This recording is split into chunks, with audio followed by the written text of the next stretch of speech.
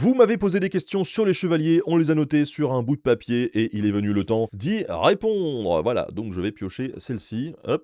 Comment les chevaliers faisaient pipi avec leur armure? Ça, c'est une question qui est quand même existentielle. Et honnêtement, c'est normal hein, de se la poser parce qu'on s'imagine que enlever tout ce barda, c'est pas très très pratique pour aller aux toilettes. Alors, je vais pas vous surprendre, mais les chroniques médiévales en parlent quasiment jamais. C'était pas vraiment le sujet des chroniques médiévales. Jusqu'au XIVe siècle, l'armure, c'est souvent une côte de maille, donc là, c'est plutôt facile, hein. On relève la côte de maille et bah, on fait son affaire, quoi. Avec l'apparition des armures de plate, là, ça devient un petit peu plus compliqué, hein, parce qu'on a tout le corps qui est couvert de plaques rigides articulées, mais la zone du pubis, elle reste quand même libre, parce qu'elle est naturellement protégée par la selle quand on est à cheval. Et donc, sous cette armure, on va pouvoir porter une côte de maille aménagée avec une braguette, qui est une sorte de slip en maille, en fait. C'est super sexy, hein, mais c'est pareil, du coup, là, bah, on ouvre et puis bah, c'est parti, quoi. Par contre, pour le combattant à pied, là, ça se complique un petit peu, hein, parce qu'il faut quand même protéger un peu plus les meubles, si vous voyez ce que je veux dire. Donc, pareil, soit on a une braguette en maille, soit on a une braguette